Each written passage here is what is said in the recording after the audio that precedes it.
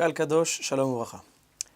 Dans la parashat de Vayetze, la Torah nous raconte comment Yaakov Avinu, alav Shalom, fuit de devant son frère Esav, quitte Haran pour justement aller se réfugier chez Lavan. Et lorsque la Torah justement nous dit que Yaakov était en chemin, le pasuk nous dit Vayalen Sham Kiba Shemesh. Yaakov Avinu s'endort à cet endroit. Pourquoi? Kiba Hashemesh, car le soleil s'est couché. Chavi nous explique que le soleil s'est couché précipitamment ou d'une manière complètement inhabituelle. À cet endroit, on dit Vayalen Sham. Chavi me pose la question, qu'est-ce qu'on appelle Sham? On nous dit, c'est l'endroit qui est appelé Makom, comme la suite du pasuk, Vayivga Bamakom. C'est la raison pour laquelle on nous dit, et c'est Rashi qui le précise, à quel endroit se trouvait Yaakov Avinu? À l'endroit même du Har HaMoria, où plus tard sera construit le Beth Amikdash. Et le Midrash nous dit, pourquoi Kadosh Baruch Hu a dû faire coucher le soleil précipitamment pour qu'il s'endorme? Peut-être qu'on aurait pu attendre le fait que Yaakov dorme quand la nuit tombe d'une manière naturelle. Pourquoi le fait que le soleil doit se coucher tout de suite pour que, à cet endroit précis, Yaakov Avinu puisse rêver? La réponse, le Midrash nous dit, mais la med sheishkia Kadosh Baruch Hu galgal hama shelo be'onata. On dit qu'Akadosh Baruch Hu donc a fait coucher le soleil de manière inhabituelle, pas en son temps.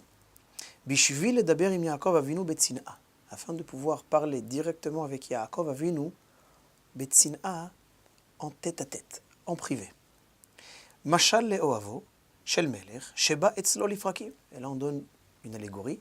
Les Chachamim comparent ça à l'allégorie suivante. Comme l'ami du roi, le grand ami du roi, qui vient voir le roi de temps en temps, et dès que cet ami arrive, alors le roi dit Kavo et anerot, kavo et apanasim. On doit éteindre les lumières. Shani mevakesh ledaber im ohavi betzina. D'accord? Pour pouvoir parler avec mon ami, un petit peu d'une manière la plus intime possible.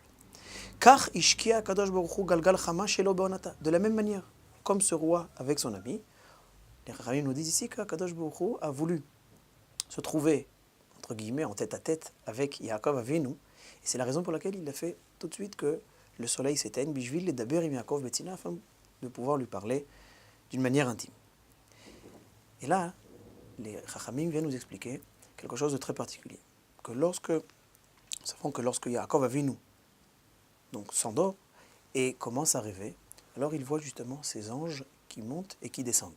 Les Chachamim viennent expliquer qu'Akadosh Baruch Hu, pourquoi il voulait lui parler à tout prix, pour lui montrer, et surtout à cet endroit précis du Beth Amikdash, pour lui montrer que toute la réalité terrestre, toutes les Umot, les très grandes nations, les très grands empires, les 4 empires, vont monter et vont descendre.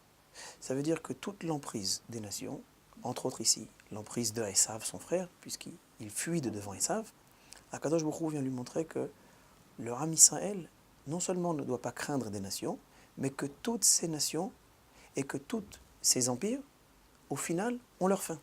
C'est la raison pour laquelle on voit les anges qui montent et qui descendent. Alors c'est vrai qu'ils atteignent des niveaux très importants. Ils atteignent un certain sommet. Et il y a un pouvoir, il y a ce qu'on appelle un shilton. Les nations ont cette emprise sur le monde, mais Akadosh Baruch Hu vient justement montrer que cette lumière, elle est éphémère. Ce n'est pas un pouvoir, c'est un petit peu comme le soleil. Le soleil est la source, la plus grande source d'énergie, la plus grande source de lumière, mais on sait que le soleil se couche. Dès que Yaakov Avinu arrive, en tant que représentant du Ham Israël, en tant que père du Ham Israël, nous sommes appelés Béné Israël, Beth Yaakov, Béné Israël, on voit justement qu'Akadosh Baruch Hu vient ici nous enseigner dans la Torah que toute la réalité terrestre s'éteint complètement pour donner place à une réalité beaucoup plus supérieure que la nôtre, qui est cette réalité spirituelle. C'est la raison pour laquelle le Midrash nous dit qu'Akadosh Baruch Hu, justement, demande d'éteindre les lumières, comme le roi demande d'éteindre les lumières pour parler à son ami, pour dire justement, ne croyez pas, lorsqu'on voit des très grands empires, lorsqu'on voit des nations, lorsqu'on voit des fois le mal qui règne dans le monde, que ce mal va être à tout jamais. que ce mal va être continu, existera toujours, sera éternel. Bien au contraire. On voit ici, on parle de cette idée de Netzach Israël. L'éternité d'Israël, c'est justement Yaakov Avinu. Quand Akadosh Baruch Hu lui dit, ne crois pas, effectivement, maintenant tu fuis dedans ton frère. Tu n'as pas d'argent, tu n'as même pas de quoi manger. Tu fuis rapidement, et a priori c'est Esav qui est le plus fort. Mais on dit non. Les nations auront leur temps de pouvoir dans le monde, mais au final, ça sera la lumière du Ham Israël. Le Ham Israël en tant que représentant d'Akadosh Baruch Hu sur terre qui auront justement le dessus. Shabbat Shalom, voir.